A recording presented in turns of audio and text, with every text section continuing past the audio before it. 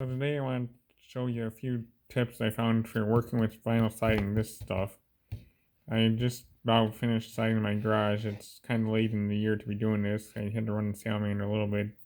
We had a few occasions with the stuff getting cold and it gets a little brittle and starts to blow out when you cut it. Usually the only time I have issue though is with this big radial arm saw here.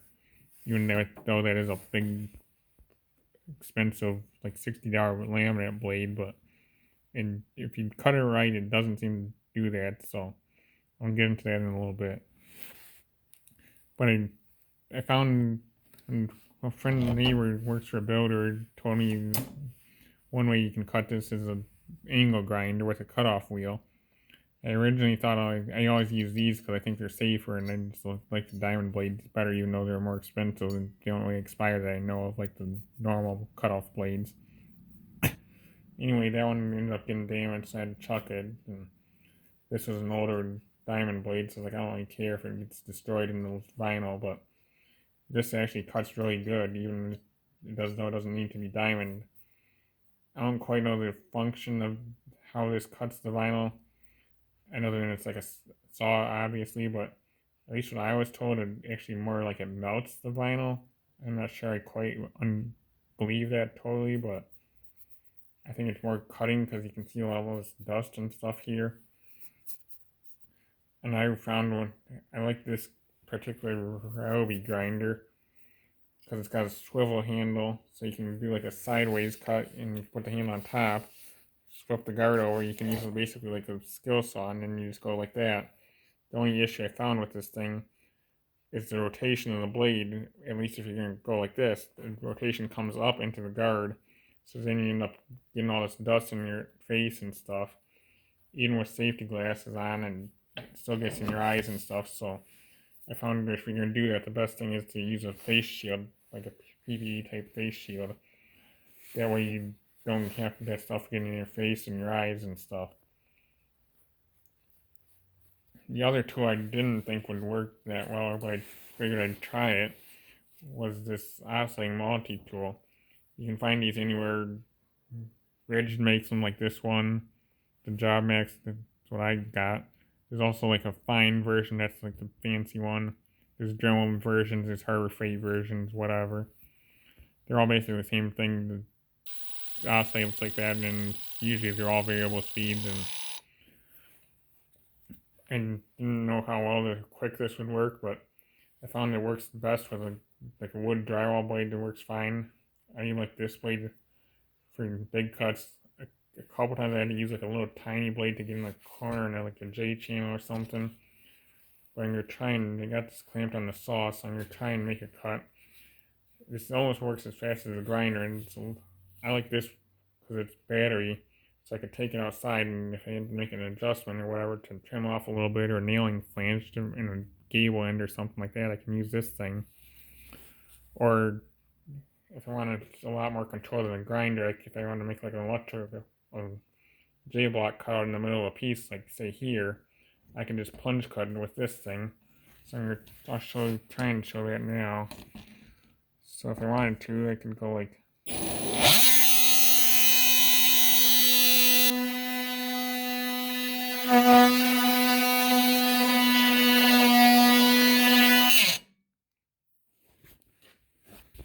And then you'd make your other cut.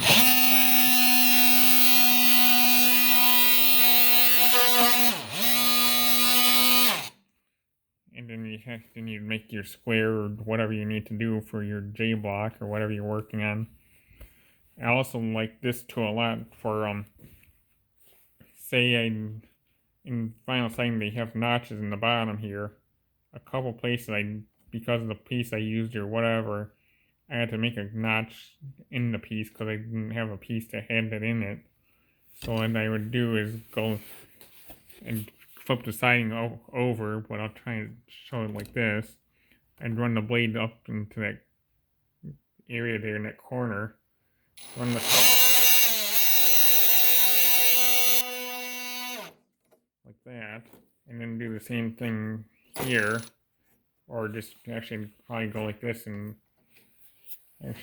leave that tab probably, and then I'd go on the other way and cut that notch in the.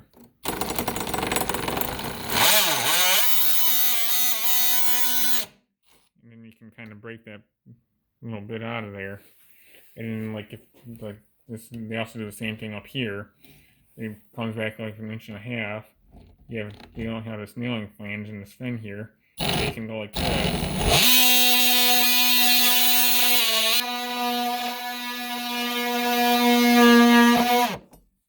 Cut that off.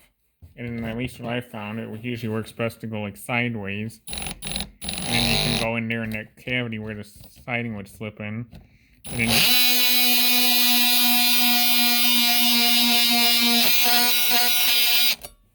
And then assuming you cut and then once it's cut all the way through, you might have to break it off, and then that's basically your factory, how it would be like from the factory. And then you can slide your piece up into this, and to me, I got this just because I found it on, this was actually a refurb or factory blemished unit. I got the corded version. I used it a ton, but I decided the battery would be nice, and I think this was a great thing to have for this type of work. And next year I do this house, I'm probably going to use this thing a ton more on the siding. It's just a lot easier. I don't have a cordless angle grinder, and I think this is a lot safer anyway, and a lot more precise for like J-blocks and things like that. So that's one tool you can use. The angle grinder is basically the same story. I use this more for like things. I wouldn't use it for a cut like this because I can use a chop saw. But say I wanted to, I usually use this like on a gable end.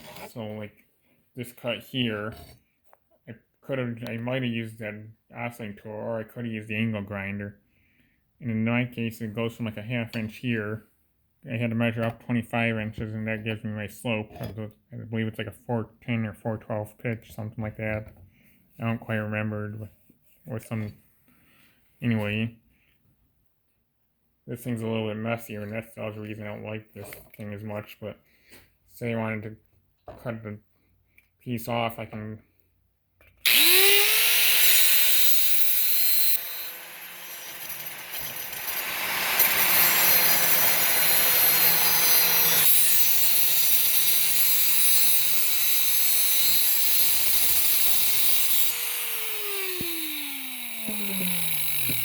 I wouldn't really do a cut like that with this thing just because of the accuracy, but that just shows how you can do that.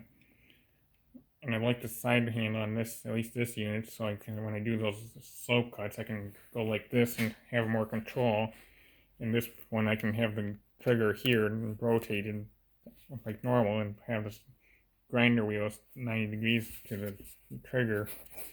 Most of the grinders don't do that. I've only ever seen this one model Ryobi that does that. And got this at a garage sale or something. I don't know.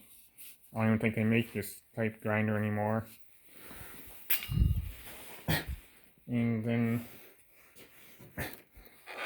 this is a big rigid radial arm saw. I'm going to cut this piece, but it's sloped, but I guess it's just a scrap, so that's what I'm going to use.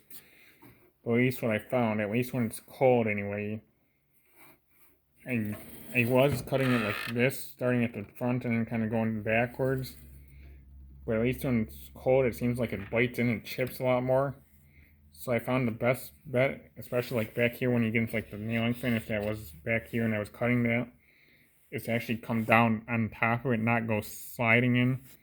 It's not critical, it's precise, because it's got a J-channel and all that stuff that this goes into. So I don't really care. It does make a little bit of divots in there when you do it this way, but I found it works a little bit better. You can also go really slow. If you go like this, you can slide it back pretty slowly and it will cut fine. But it also seems like if you go deep enough down too, you don't get chipping as much. It's when the blades actually are like right on the inside there, it starts to chip and stuff. But if you go slow enough, it's usually fine. Or you can do like it's a little, causes a couple of variations, but it's not that big a deal. You can also go like cut down here, then you can slide it back, do another cut here. That seems to work perfect fine too in the cold. It does cause a little bit of a divot where the two meet. I don't even know. I'm guessing just because the piece you're cutting off moved if it's small enough or not clamped down. I'm going to try and show a little bit of this. So I can do it this way. Hang on. Saw is unplugged for the grinder.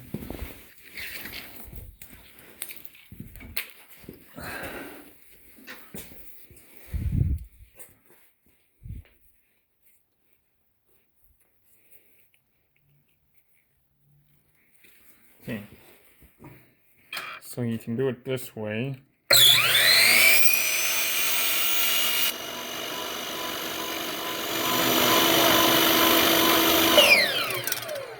Or you can do it.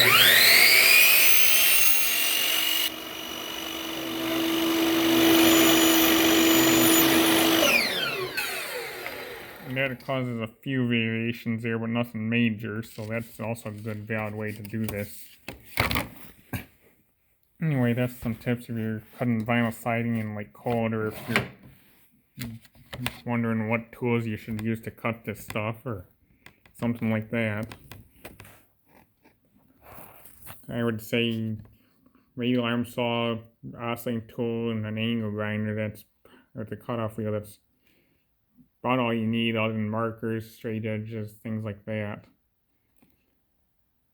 But that's kind of, and you need a few other tools here and there for the siding specific jobs. The J channel cutter, the thing to make nail holes, maybe the thing to pull the seam, pull the bottom of the siding down if you gotta go around the window or something like that.